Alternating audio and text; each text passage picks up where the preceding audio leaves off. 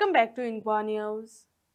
The renovated premises of Vivekanand Kendra at Porvorim are being inaugurated and officially named in the live ceremony, celebrating the center's upgrade facilities and community services.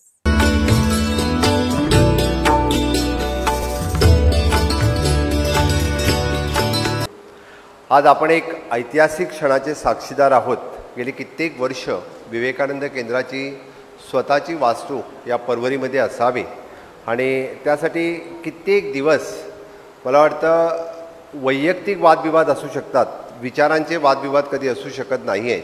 आणि जेव्हा स्वामी विवेकानंद केंद्र म्हणतोय त्यावेळी आपण सगळे त्या विचाराने जोडले जायला पाहिजे। त्यावेळी आपले वैयक्तिक स्वार्थ आपण जर बाजूला ठेवले असते तर मला वाटतं ह्या अगोदरच हे विवेकानंद केंद्र एस्टॅब्लिश झालं असतं असं मला वाटतं।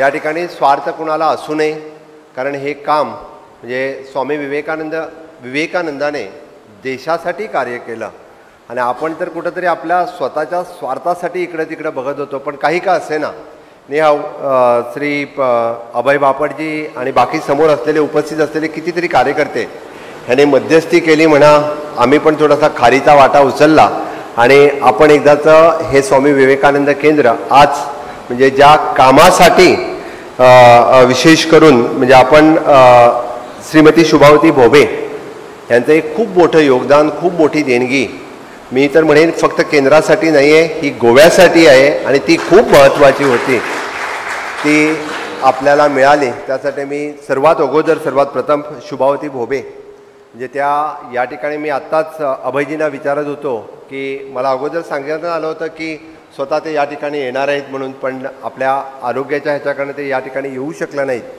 पण मी आजही त्यांच्यासाठी म्हणजे देवचरणी प्रार्थना करेन की त्यांना चांगलं आरोग्य आणि आयुष्य मिळो। त्याने जो सल्ला म्हणजे आत्ता बोलत असताना दिला की आजच्या घडीलाही प्रत्येकाने योग करावा आणि योग केल्या कारणानं त्यांना आज 94 वर्षापर्यंत म्हणजे त्या चांगल्या हेल्दी लाईफस्टाईल जगू शकतात। हे स्वामी विवेकानंदांचे विचार तिने आत्मसात केले श्रीमती शुभावतीताई भोबे याने। मी आजच्या युवक आणि युवतींना सांगेन की आपल्याला बाकी सगळं काही मिळू शकतं आहे किंवा बाकी सगळं काही आपले आई वडील आपले टीचर्स आपल्याला देऊ शकतात, पण आपलं आरोग्य जर चांगलं राहायचं असेल तर त्यासाठी स्वतःहूनच प्रयत्न करावा लागेल आणि प्रत्येकाने स्वतःहूनच प्रयत्न करावा तरच ते शक्य आहे। मी मुद्दामून श्रीमती शुभावतीताई भोबे यांचं खूप खूप मनापासून अभिनंदन करतोय आणि त्यांना गोव्याचा मुख्यमंत्री या नात्याने मी धन्यवाद पण देतोय। धन्यवाद एवढ्यासाठी देतोय कारण पर्वरीसारख्या ठिकाणी एवढी मोठी जागा आणि वास्तू देणं हे काही सोपं नाही आहे। कोणी अजून चांगला विचार केला असता, माझ्या म्हणजे एजेड काळामध्ये मला ऐशो आराममध्ये राहायचं आहे तर ही जागा विकू आणि काहीतरी एखादा चांगला फ्लॅट घेऊ, तिथे एक 4-5 नोकरदार ठेवू आणि खूप चांगल्या पद्धतीनं ह्याचा पण विचार केला असता। पण शुभावतीताईने तो विचार केला नाही आहे। या पुढचं जनरेशन घडण्यासाठी सपोज गोव्यामध्ये म्हणजे स्वामी विवेकानंदांचे विचार रुजवण्यासाठी जर माझ्याकडून योगदान होत असेल तर ते योगदान समाजासाठी द्यावे। त्यासाठी त्याने मला वाटतं मी तर म्हणेन की लाख मोलाची जागा आणि इमारत आपल्या सर्वांसाठी दिला आहे। त्यासाठी मी खरोखर मनापासून गोवा सरकारच्या वतीने गोव्याच्या लोकांच्या वतीने मी खूप त्यांचं खूप अभिनंदन करणार, खूप धन्यवाद म्हणणार।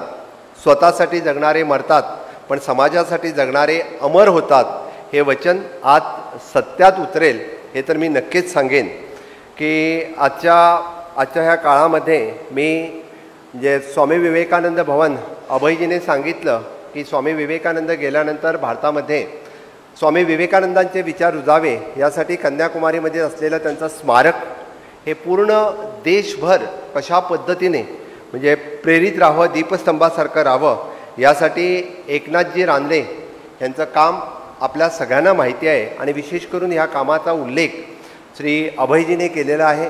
आजच्या युवकांना तोही समजावा की एखाद्या आपण म्हणतोय की कित्येक युगपुरुष होऊन जातात, आजही आपल्या समाजामध्ये काही मोजके लोक असे असतील ते कामही आपल्या समाजासाठी करतात, पण त्या समाजासाठी काम करतात ते आपल्या तेवढ्यापुरतं म्हणजे त्यांचं काम तिथंच राहतं आहे, पण ते पुढं नेण्याचं काम कोणीतरी करावं लागतं आहे। त्याच वेळी त्याने केलेलं काम हे सगळ्या लोकांपर्यंत पोचतं आहे।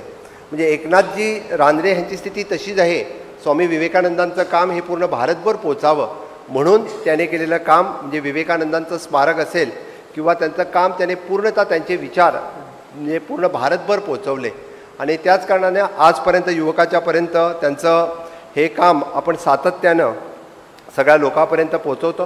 त्यासाठी आजच्या या सभागृहाला एकनाथजी हे सभागृहाचं नाव दिलेलं आहे, त्यासाठीही मी खरोखरच म्हणजे पूर्णतः जी आपली इथली समिती आहे त्यांचं खूप खूप अभिनंदन म्हणतोय। तसं बघितलं तर म्हणजे स्वामी विवेकानंदाने आपण म्हणतोय की मनुष्य निर्माणातून भारत निर्माण, जोपर्यंत मनुष्य निर्माण होत नाही तोपर्यंत भारत निर्माण काही होणार नाही आहे। आपण आपल्या शेजारी राज्याची आज स्थिती बघतोय, नेपाळमध्ये काय स्थिती झालेली आहे ते आपल्या प्रत्यक्षात आज समोर आहे। म्हणजे का म्हणजे नेपाळमध्ये स्थिती अशी का आली आणि कोणी घडवून आणली?